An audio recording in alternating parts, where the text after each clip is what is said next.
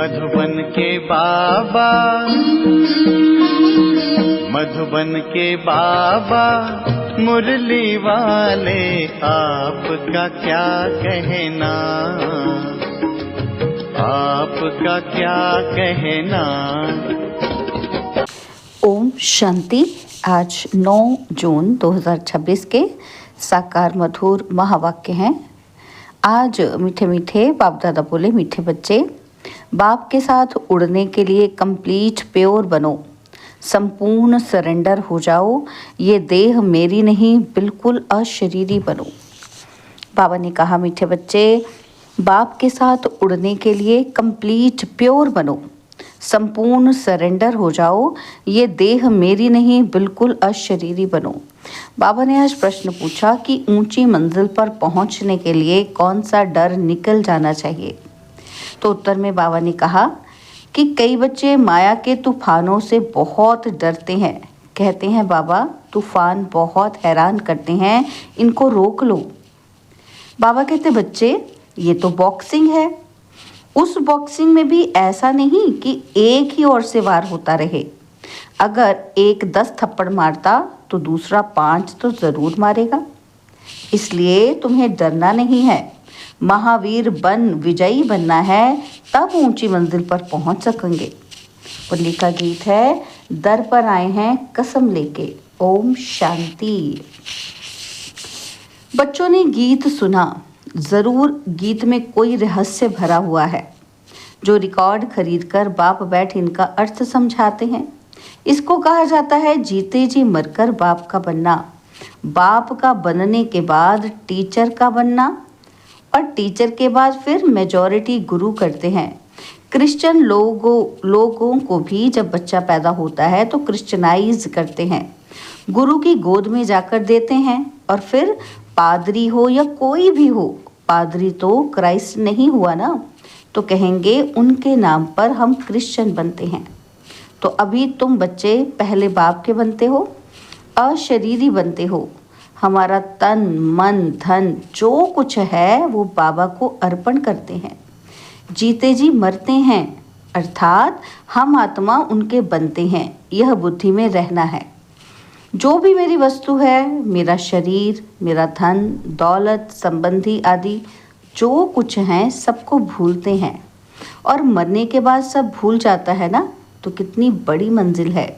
हम अशरीरी आत्मा हैं, ये पक्का करना है। ऐसे नहीं कि तुम शरीर छोड़ और मर पड़ते हो, नहीं। आत्मा कंप्लीट पवित्र थोड़ी बनी है। भल बाप के बने हो, परंतु बाबा कहते हैं तुम्हारी आत्मा अपवित्र है। आत्मा के पंख टूटे हुए हैं। अभी आत्मा उड़ नहीं सकेगी। तमो प्रधान होने के कारण एक भी मनुष्य वापस जा नहीं सकते। माया ने एकदम पंख तोड़ दिए हैं। बाबा ने समझाया है कि आत्मा सबसे तीखी जाती है, उनसे तीखी चीज कोई होती ही नहीं। आत्मा से कोई पहुंच नहीं सकता। पिछाड़ी में मच्छरों सदृश सब आत्माएं भागती हैं। कहाँ जाती हैं? बहुत दूर दूर, सूर्य चांद से भी पार, और वहां से फिर लौटना नहीं है। उन्हों के रॉकेट आदि तो जाकर फिर लौट आते हैं।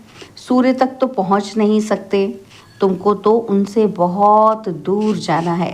सूक्ष्म वतन से ऊपर मूल वतन में जाना है। आत्मा को पंख मिल जाते हैं। हिसाब किताब चुकतू कर आत्मा पवित्र बन जाती है। कयामत के समय की महिमा बहुत लिखी हुई है, तो सभी आत्माओं को हिसाब किताब चुकतू कर जाना है। अभी तो सब आत्माएं मैली पाप आत्मा है। भल बड़े गुरु साधु सन्यासी आदि हैं, समझते हैं हम गुरु हैं। अहम ब्रह्मस्मि अहम ब्रह्मोम, हम ब्रह्मा में पहुंच गए हैं।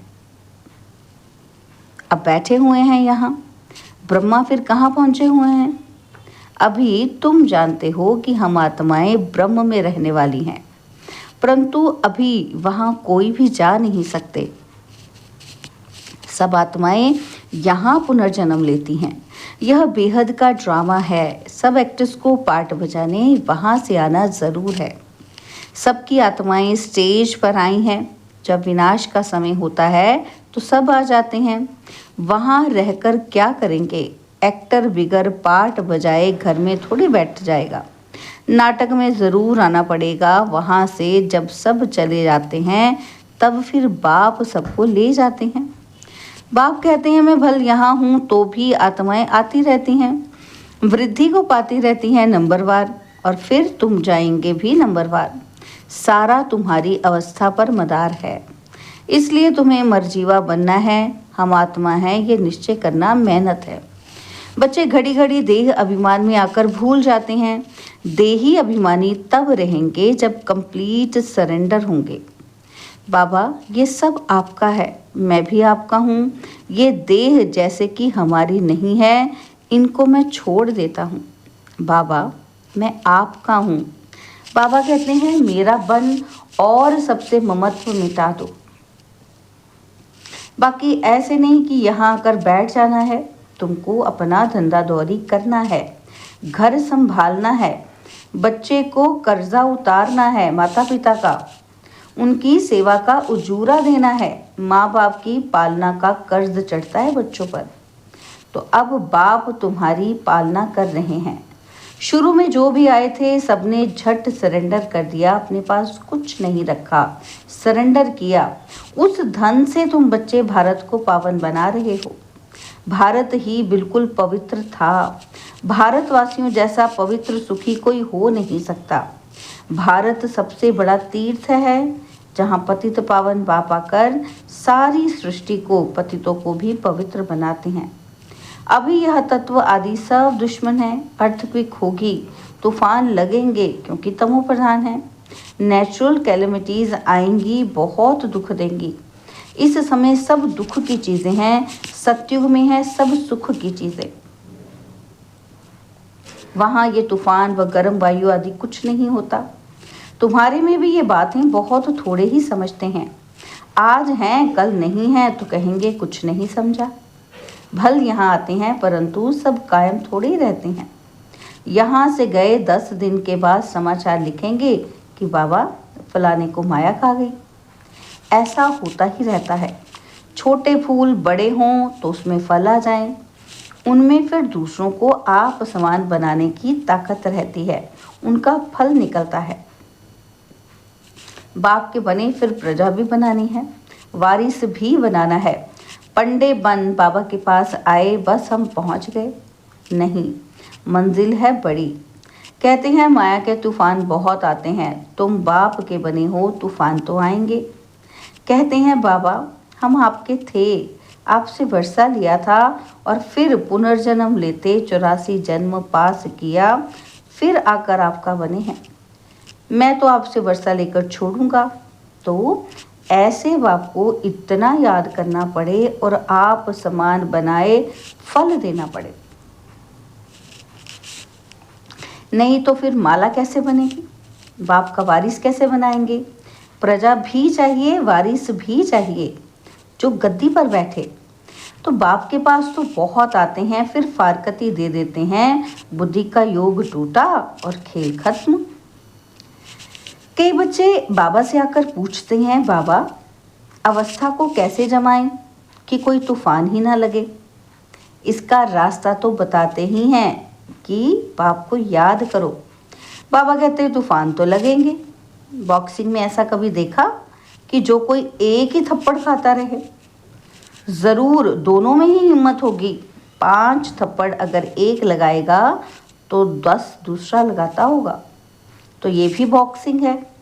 बाप को याद करते रहेंगे तो माया भागती जाएगी, परंतु फट से तो नहीं होगा।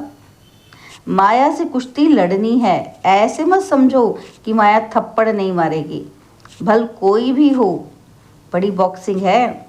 बहुत डर जाते हैं, माया एक दम नाक में दम कर देती है। युद्ध स्थल है ना, तो बुद्धि योग लगाने से माया बड़े विघ्न डालती है। मेहनत सारी योग में है। भल बाबा कहते हैं ज्ञानी तो आत्मा मुझे प्रिय हैं, परंतु ऐसे नहीं कि सिर्फ ज्ञान देने वाले प्रिय हैं, पहले तो योग पूरा चाहिए। बाप को याद करना है, माया के विघ्नों से डरना नहीं है। विश्व का मालिक बनते हो ना तो सब बनेंगे क्या? 16,108 की माला तो बहुत बड़ी है, वो अंत में जाकर पूरी होगी। त्रेता अंत तक कितने प्रिंस प्रिंसेस बनते हैं, कुछ तो निशानियां है ना। तो 8 की भी निशानी है, 108 की भी निशानी है। ये बिल्कुल राइट है। त्रेता अंत में इतने 16,108 प्रिंस प्रिंसेस होते हैं। शुरू में तो नहीं होंगे, पहले थोड़े होते हैं और फिर वृद्धि होती जाती है। वो सब बनते यही हैं। चांस बहुत अच्छा है, परंतु मेहनत बहुत है। गीत में भी कहते हैं ना कि कभी नहीं छोड़ूंगा, मर जाऊंगा। तो बाबा, ये तन मन धन सब आपका है। हम अशरीरी बन आपको याद करते हैं, बुद्धि योग आपसे लगाएंगे। बाबा फिर कहते हैं कि ये सब तुम बच्चों के लिए ही है, और बच्चे कहते हैं हमारा सब कुछ आपका है। कहते हैं ना कि ये सब कुछ भगवान ने दिया है। अब बाप कहते हैं ये सब खत्म हो जाना है, तुम्हारे पास क्या है? ये शरीर भी खत्म हो जाएगा, और अब मैं फिर तुमको बदली करके देता हूँ। सिर्फ एक्सचेंज करते हैं ना। तो बाप कहते हैं बच्चे अशरीरी बनो, मुझे याद करो, बुद्धि से सब कुछ सरेंडर करो।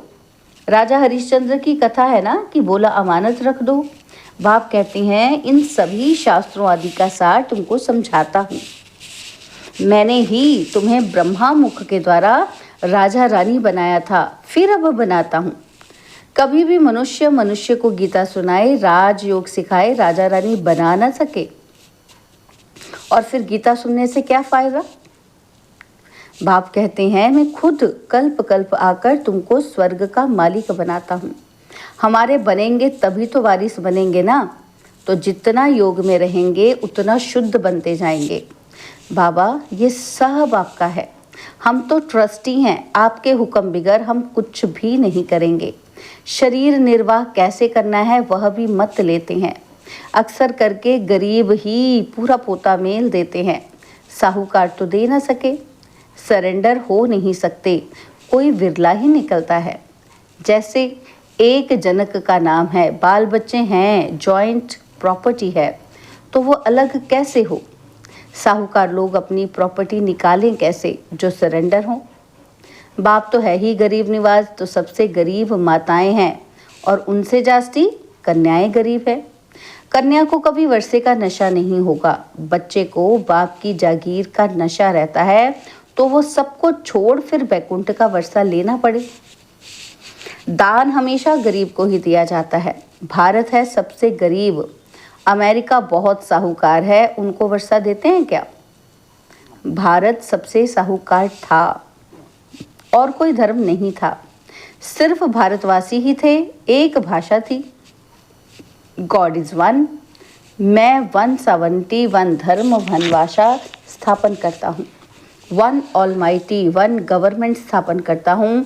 1 से फिर 2, 3 होंगे। अभी कितने धर्म हैं, फिर ज़रूर वन धर्म आना चाहिए। 5000 वर्ष की बात है, वन धर्म था। विद्वानों ने सत्यु की आयु लाखों वर्ष लगा दी है, समझते नहीं कि सत्यु क्या होता है। समझते हैं स्वर्गवासी हुआ तो शायद ऊपर चला गया। देलवाड़ा मंदिर में भी स्वर्ग ऊपर छत में है, तो मनुष्य मूंझ जाते हैं। वास्तव में स्वर्ग कोई ऊपर नहीं, तुम अभी जानते हो कि बाबा के पास जाकर फिर यहाँ ही आकर राज्य करेंगे। यह ज्ञान बुद्धि में रहना चाहिए जो कोई को समझा सको। कच्चे को तो माया चिड़िया खा जाएगी, इसलिए फोटो भी मंगाए जाते हैं, रजिस्टर रखा जाता है। बाबा के पास समाचार आता है कि फलाने ने एक ही ऐसा ज्ञान का तीर मारा जो मैं बाबा का बन गया। शास्त्रों में भी लिखा हुआ है कि कुमारियों द्वारा बाण मरवाए। अरे बाप को क्यों भूले हो? इसको ज्ञान बाण कहा जाता है, सिर्फ बाप की याद दिलानी है, बाकी कोई हिंसक बाण की बात नहीं है। बाबा कहते हैं मैं ब्रह्मा मुख से सब शास्त्रों का राज तुम्हें समझाता हूँ। ब्रह्मा तो ज़रूर यहाँ होना चाहिए, उन्होंने फिर विष्णु के नाभि कमल से ब्रह्मा दिखाया है। जानते कुछ भी नहीं। मनुष्यों को तो जो आया सो लिख दिया। गंदगी तो बहुत है, रिद्धि सिद्धि वाले भी बहुत हो गए हैं, सच जब निकलता है तो झूठे उसका सामना करते हैं। अब तुम समझते हो कि शिव बाबा है निराकार और ये ब्रह्मा है साकार, बाकी नाभि आदि की तो कोई बात ही नहीं है। अच्छा, मीठे मीठे सिकिलदे बच्चों प्रति माता पिता बाप दादा का याद प्यार और गुड मॉर्निंग। रूहानी बाप की रूहानी बच्चों को नमस्ते। हम रूहानी बच्चों की रूहानी बाप दादाजी को दिलवा जान सिकवा प्रेम से नमस्ते। ओम शांति। प्यारे बाबा, मीठे बाबा, मेरे बाबा, शुक्रिया बाबा, शुक्रिया बाबा, शुक्रिया। धारणा के लिए मुख्य सार है। पहला पॉइंट है, अब ज्ञानी तू आत्मा बनना है, सिर्फ ज्ञान सुनने सुनाने वाला नहीं, याद की भी मेहनत करनी है। अशरीरी होकर अशरीरी बाप को याद करना है। सेकंड पॉइंट है, बाप का बनकर दूसरी सब बातों से ममत्व मिटा देना है। ये देह भी मेरी नहीं, पूरा देही अभिमानी बन कंप्लीट सरेंडर होना है। बाबा ने आज वरदान दिया, मास्टर ऑलमाइटी अथॉरिटी की सीट पर सेट रहने वाले सहज और सदा के कर्मयोगी भव। मास्टर ऑलमाइटी अथॉरिटी की सीट पर सेट रहने वाले सहज और सदा के कर्मयोगी भव। जैसे किसी मशीनरी को सेट किया जाता है तो एक बार सेट करने से फिर ऑटोमेटिकली चलती रहती है, इसी रीति से मास्टर ऑलमाइटी अथॉरिटी की स्टेज पर स्वयं को एक बार सेट कर दो तो कभी कमजोरी के शब्द नहीं निकलेंगे। हर संकल्प, शब्द व कर्म उसी सेटिंग प्रमाण ऑटोमेटिक चलते रहेंगे। यही सेटिंग सहज और सदा के लिए कर्मयोगी, निरंतर निर्विकल्प समाधि में रहने वाला सहज योगी बना देगी।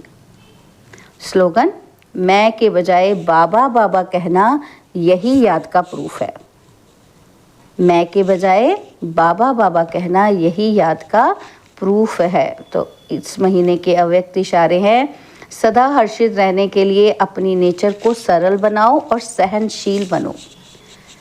बाबा कहते हैं जो सहनशील है वही ड्रामा की ढाल पर ठहर सकता है और हर्षित रह सकता है। सहनशीलता नहीं तो ड्रामा की ढाल को पकड़ना भी मुश्किल है। इस समय जो भी कर्म करते हो उसमें करन करावनहार की स्मृति सदा रहे। कराने वाला बाप है, करने वाला निमित्त है। अगर यह स्मृति में रख कर्म करो तो अनुभव होगा कि साक्षी हो जैसे पाठ बजा रहे हैं। अच्छा, ओम शांति।